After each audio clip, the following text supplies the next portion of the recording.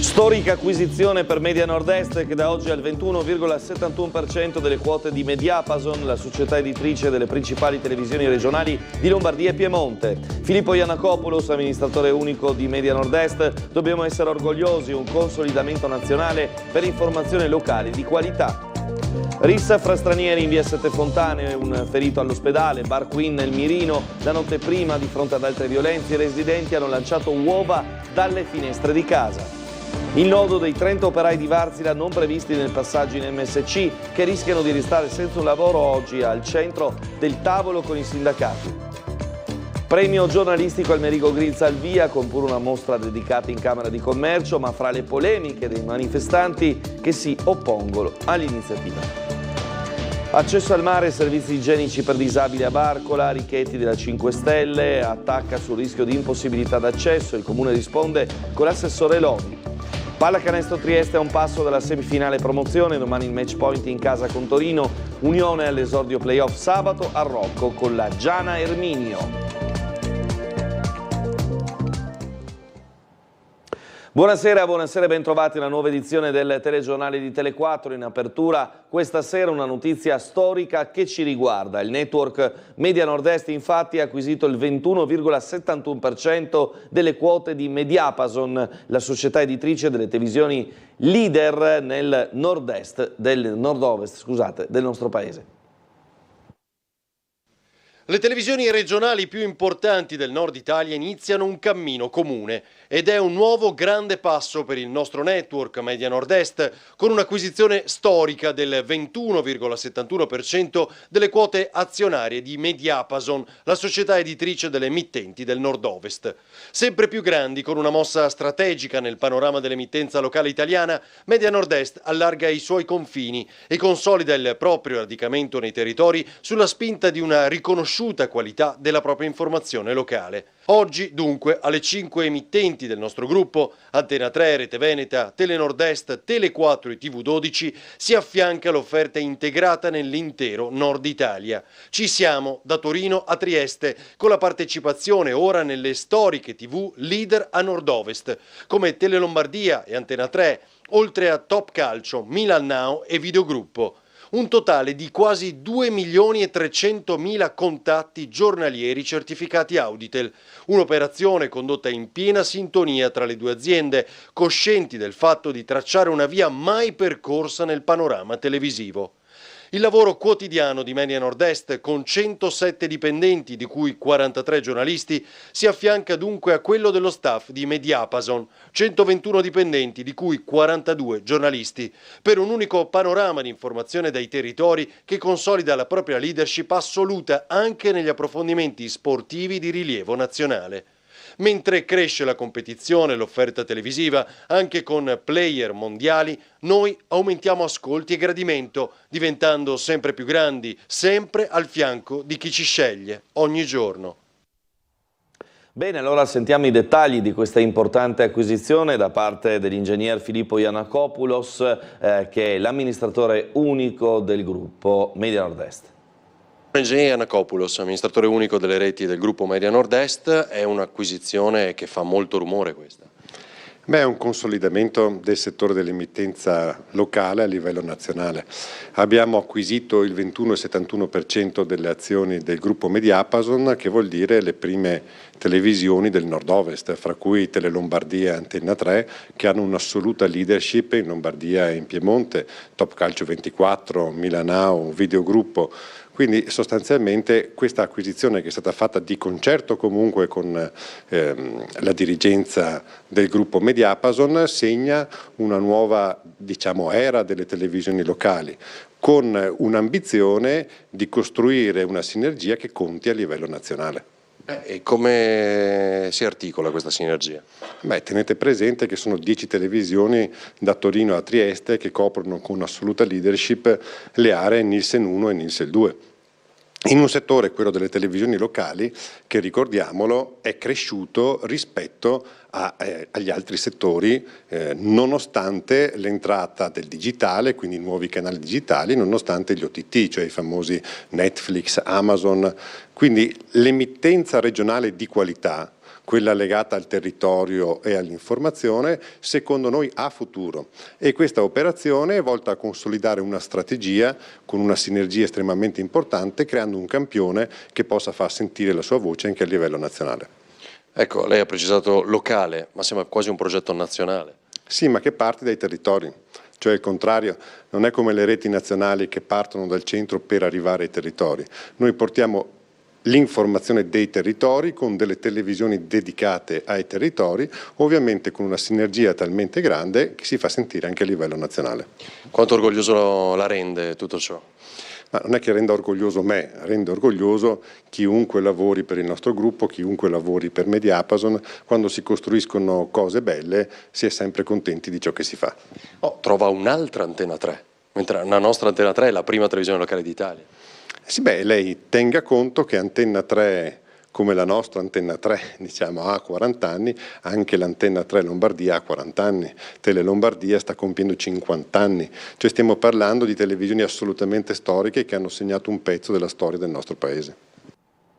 E veniamo alla cronaca triestina, nuova maxi rissa notturna fra stranieri in via Sette Fontane ieri notte, innescatosi tra l'altro ancora una volta in piazza Perugino. Un ferito trasportato all'ospedale in ambulanza tra i protagonisti dell'episodio violento, e alle stelle ormai l'esasperazione dei residenti in zona che 2 notti fa, di fronte all'ennesimo episodio violento, hanno cominciato a lanciare uova dalle finestre di casa. Insomma, qua, scusate il termine, qua mi pieni tutti quanti, penso sia possibile che anche il quest'ora non riesce a fare niente in sta piazza. Il teatro dello scontro fra stranieri che esaspera i residenti è sempre lo stesso, quel tratto di 200 metri che va da piazza Perugino al bar Queen di via Sette Fontane. Poco dopo le 23:30 di ieri, l'ennesima rissa che ha svegliato l'intero rione. Stanotte verso le 11:30, 11:40 e la solita gente, quindi c'è lori fra egiziani, neri e tutto quanto, e si è cominciato a bastonare in piazza. E dopo un po' si è spostato il Civico 12, che è un bar là, e finirà di picchiarsi anche là. Dopo è intervenuta l'automedica, l'ambulanza, 2 pattuglie dei carabinieri e la gente dalle finestre che si sentiva zigar forte e che doveva finirla, basta. Al netto dei dettagli sulle nazionalità dei contendenti, il 118 conferma l'intervento sul posto di ambulanza e automedica. Alcuni fra i coinvolti, a quanto pare, hanno rifiutato le cure. Solo un giovane è stato ricoverato all'ospedale di Cattinara per contusioni e ferite superficiali. Nel frattempo, l'ennesima protesta dei residenti dalle finestre, stavolta limitata ai basta o ai non ne possiamo più. 2 sere fa, invece, si era passati alle vie di fatto. Niente, l'altra sera la gente che vedemmo che tirava le uova verso sta gente qua, uova, acqua, anche là dopo sono intervenute altre 2 pattuglie dei carabinieri e niente, ogni sera così qua. Non sembra bastare dunque il rafforzamento dei pattugliamenti di polizia e carabinieri e addirittura la presenza della camionetta dell'esercito in piazza Perugino, tanto che il nostro telespettatore spiega come si auspichi addirittura che Diciamo noi, al limite ciò che la recinti come già in pubblico. Al netto dei suggerimenti si profilano nuovamente tempi duri per il disco bar Queen di via Sette Fontane, teatro dell'ennesimo episodio violento. In effetti l'esercizio pubblico era già stato chiuso dal questore per 12 giorni nel febbraio scorso a seguito di un'altra rissa in stile Far West. Non si esclude che il locale, che riporta anch'esso le ferite dell'ultimo scontro, subisca nuove pesanti conseguenze. Investimento di 2 pedoni sulle strisce pedonali questa mattina a Barcola. I 2 trentenni sono stati portati all'ospedale di Cattinara con l'ambulanza. Laura Buccarella. Investiti sulle strisce pedonali mentre attraversavano la strada sul lungomare di Barcola all'altezza del Pane Quotidiano. L'incidente è accaduto questa mattina alle 7:10 e ha visto coinvolti 2 pedoni di 30 e 38 anni e l'89enne conducente di una vettura Opel Mokka che transitava in direzione Sistiana. I 2 uomini stavano attraversando il viale Miramare proprio all'altezza del noto locale quando è sopraggiunta l'automobile condotta dall'anziano che non si sarebbe accorto di loro investendoli. lavoratori. I due sono stati immediatamente soccorsi dai sanitari del 118, intervenuti con un'ambulanza che li ha trasportati rapidamente al pronto soccorso, dove sono stati tenuti in osservazione.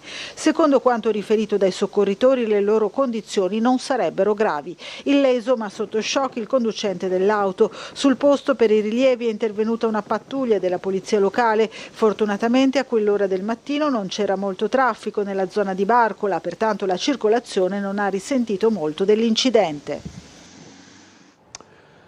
Vertenza a Varsila, primi incontri organizzativi oggi tra i sindacati, la multinazionale finlandese e MSC che intende rilevare lo stabilimento di Bagnoli. È subito emerso il caso di una trentina di lavoratori che potrebbero restare fuori dal passaggio al colosso italo-svizzero. Al momento attuale non siamo in grado di dire quanti sono le persone che vanno in MSC e quanti rimangono in Piazza d'Italia. Questo è il punto che siamo il giorno 9 maggio. Abbiamo intenzione di chiudere tutto entro il 30 giugno. Nel doppio incontro dei sindacati con Varsila e MSC nella sede di Confindustria si entra nel vivo dell'acquisizione dello stabilimento di Bagnoli da parte del colosso navale italo-svizzero e subito scoppia il caso del numero esatto degli esuberi e quindi del numero di lavoratori che dovrebbero essere trasferiti a MSC, dato sul quale, riferiscono i rappresentanti dei lavoratori, l'azienda finlandese è stata piuttosto fumosa.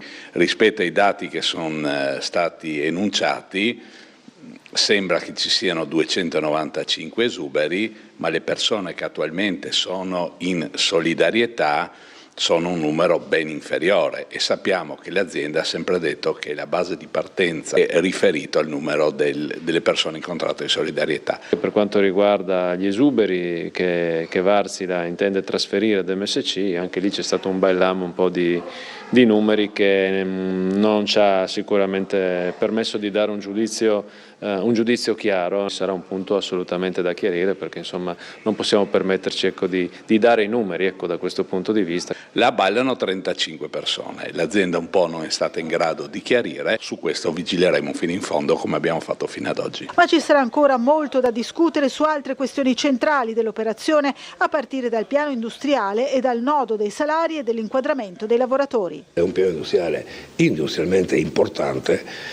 Per quanto riguarda invece l'assunzione dei lavoratori, loro parlano che è una ripartenza da zero, pur avendo dato delle aperture. Noi adesso su questo dovremo approfondire perché chiaramente l'obiettivo nostro è quello di mantenere più istituti possibili. Il trasferimento dei lavoratori è quello che sarà argomento dei prossimi incontri, tema fondamentale che saranno il salario, le garanzie, quindi i diritti. Su questo ci sarà sicuramente un confronto serrato a partire dal prossimo 28 maggio, quando è pianificato il prossimo incontro.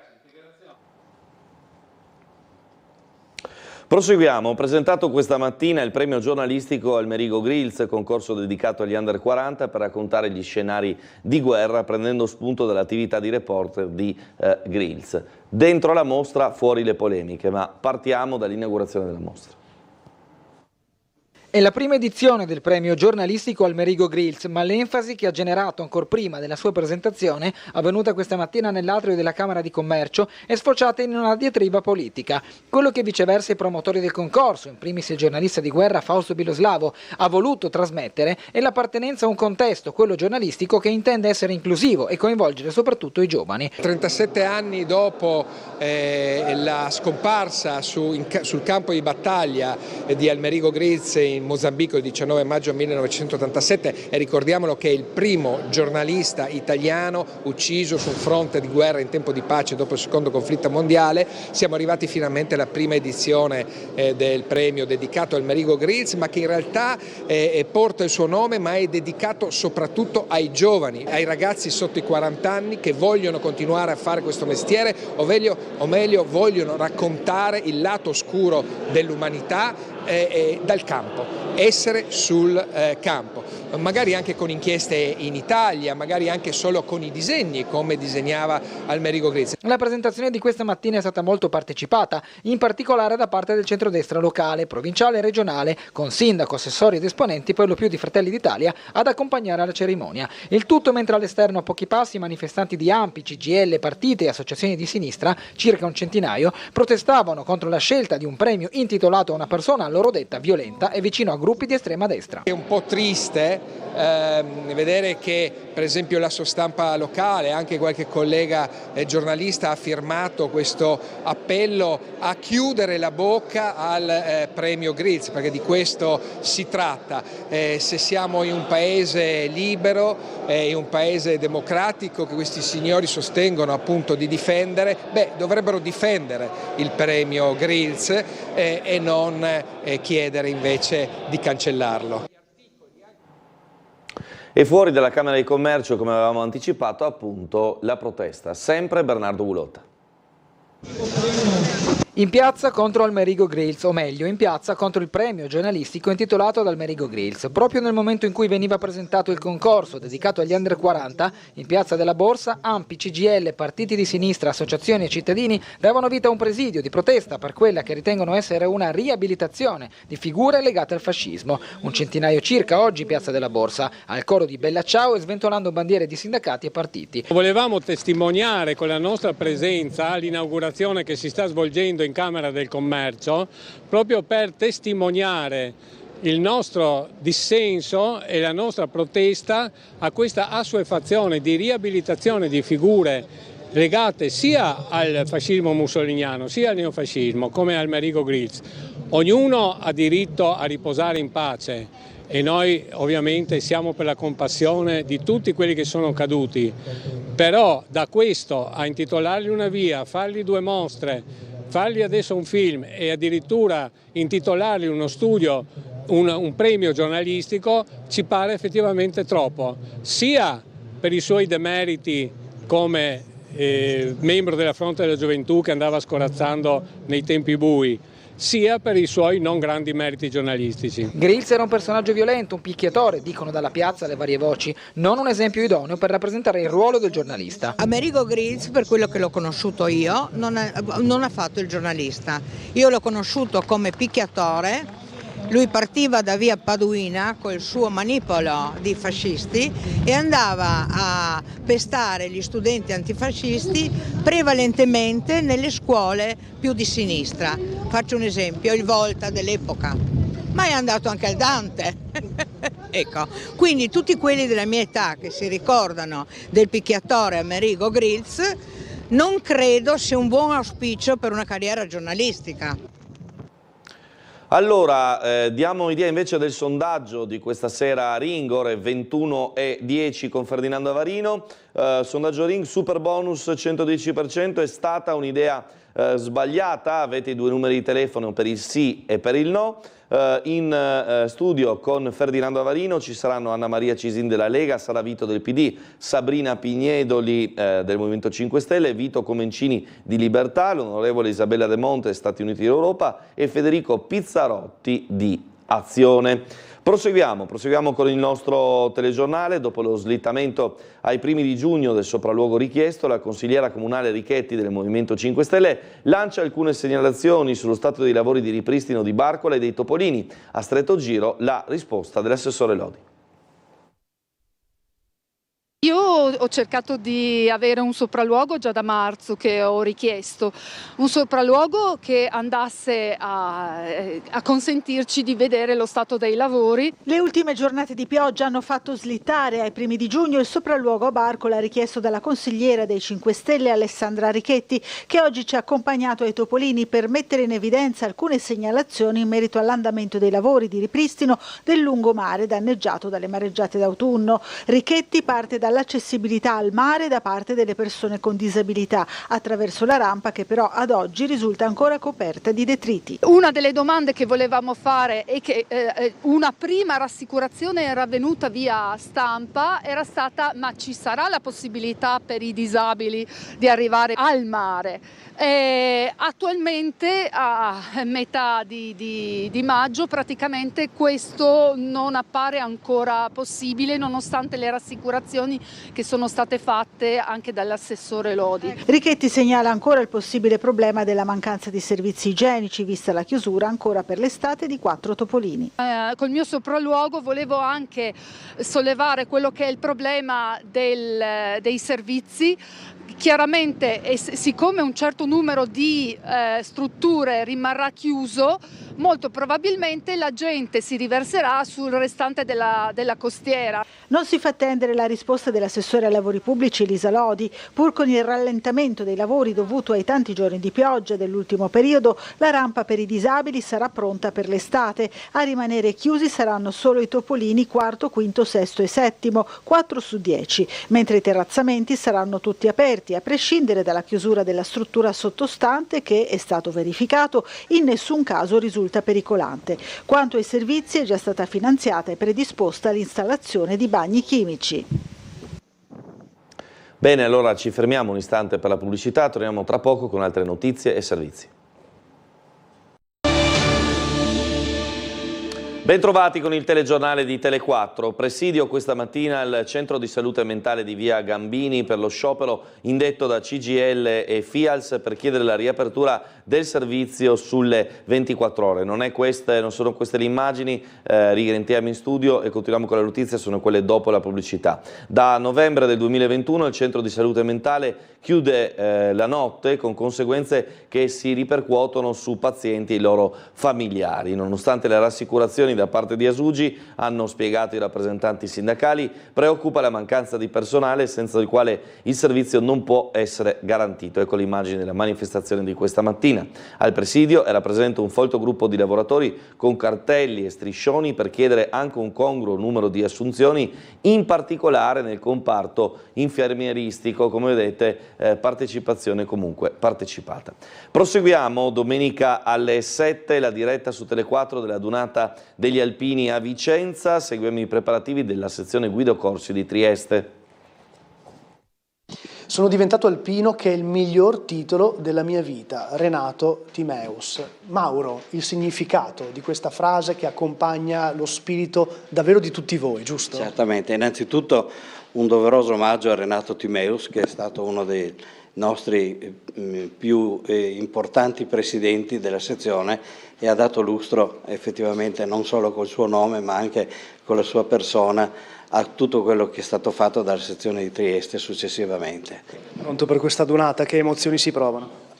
Sì. Allora, ogni adunata ha una sua caratteristica e Vicenza è un'incognita perché è una città importantissima, un centro di alpinità in Italia molto forte, una delle più grosse sezioni dell'Associazione Nazionale Alpini e sappiamo che stanno a livello culturale, adesso parliamo, preparando di tutto, non so quante mostre ci sono in giro, quante attività diciamo divulgative che sono state predisposte appunto dagli alpini di Vicenza e da tutte le sezioni.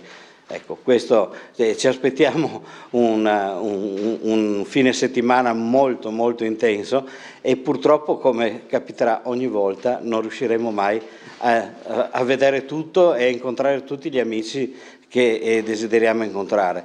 La Dunata è anche appunto, per toccare quest'ultimo argomento, cioè l'amicizia, è il momento di incontro con le persone con le quali magari si è fatto il militare. Anche il consigliere comunale di Insieme Liberi, Ugo Rossi, correrà alle elezioni europee con la lista Libertà, il servizio di Bernardo Gulotta.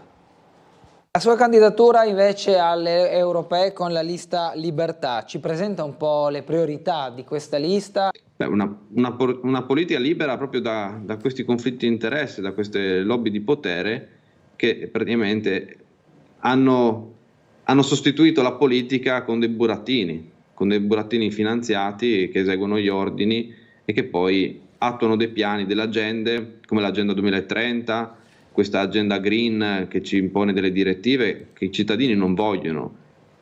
Io lo dico da professionista, no? Prima si è parlato di burocrazia. Io dopo 4 anni di partita IVA che ho aperto, da giovane partita IVA, veramente mi viene voglia di chiuderla, perché un ingegnere oggi è diventato un burocrate, come anche col 110, ti fanno passare la voglia di lavorare. E queste sono tutte delle direttive che servono semplicemente a occuparsi di cose che i cittadini vogliono occuparsi vogliono risposte sulla salute, sui servizi al cittadino, vogliono pagare meno tasse, vogliono avere meno burocrazia. Invece qua fanno tutto l'opposto. L'Unione Europea veramente ci impone queste direttive, come la Bolkestein, che adesso il Consiglio di Stato con l'ultima sentenza ha detto chiaramente che bisogna togliere le concessioni agli ambulanti, ai balneari, c'è anche il problema dei taxisti, quindi le licenze, questo è uno degli obiettivi della nostra azione politica, quindi portare la libertà politica dentro le istituzioni. Siamo allo sport, playoff promozione sul fronte basket e calcio. Domani si parte con la Pallacanestro Trieste che ha la possibilità di chiudere la serie con Torino in gara 3 in casa e ovviamente qualificarsi alla semifinale playoff. Dall'altra parte la Triestina che sabato fa il suo esordio nei playoff a El Rocco con la Giana Erminio. Pallacanestro Trieste è un passo dalla semifinale playoff, domani alle 20:30 gara 3 con Torino, visibile su Tele4, sabato alle 15:45. Triestina invece è in preparazione dell'esordio playoff, fissato per sabato alle 20:30 con la Giana Erminio. Sul fronte cestistico, la squadra di coach Christian ha l'occasione di chiudere in casa la serie in 3 gare. Un match point sulla racchetta da non sprecare, soprattutto perché rappresenterebbe un'ulteriore scossa d'energia per ambiente e squadra stessa, che stando alle prime 2 uscite sembra aver ritrovato forma fisica, uomini chiave e gregari di lusso proprio nel momento più importante della stagione. These 2 games on the road really inspired them to have great energy for us. Spero che queste 2 partite in trasferta li abbiano dato fiducia e ispirati a darci grandissima energia venerdì. Yeah, in terms of our team, I think we can play a lot better and I think we're going to need to play a lot better on Friday. Per quanto riguarda la nostra squadra, penso che possiamo giocare molto meglio e avremo bisogno di giocare molto meglio venerdì. You know, you don't play a team this talented, a coaching staff this talented. Sai, non possiamo giocare contro una squadra così talentuosa, contro un coaching staff così talentuoso. And expect things to stay the same, so we must get better. E aspettarsi che le cose rimangano uguali. Dobbiamo diventare migliori per essere pronti al livello. Sabato invece si torna a calcare l'erba del Rocco, questa volta pure dopo qualche allenamento nello stadio dedicato al Paron. Di fronte l'Ostica Giana Erminio in una gara secca con la formazione rossa-labardata che potrà contare su 2 risultati su 3. Non ci saranno i tempi supplementari, conterà il risultato dopo i 90 minuti in virtù del miglior piazzamento ottenuto in campionato. La prevendita è partita già questa mattina in tutte le sedi deputate, fisiche e online. Abbiamo tanti buoni giocatori, tanti giocatori anche che possono entrare a partita in corso, l'hanno dimostrato durante l'anno e quindi noi ci crediamo. La verità è che io sono innamorato di questa città, di questa piazza, di questo stadio e per me è veramente un onore essere qui e poterci giocare qualcosa di importante con addirittura la fascia da capitano. Ma nel pomeriggio di sabato, campo di Visogliano alle 15, scendere in campo anche la Primavera 3 di Marino per la semifinale playoff promozione di ritorno. I giovani alabardati hanno a disposizione 2 risultati su 3 per accedere alla finalissima, nella quale affronterebbero il Modena con in palio la promozione in Primavera 2. Gli abbonati alla regular season potranno assistere gratuitamente alla partita, biglietto al costo unico di 5 euro per chi invece non ha sottoscritto la tessera stagionale. È tutto per quanto riguarda il nostro telegiornale, restate con noi, c'è Ring questa sera.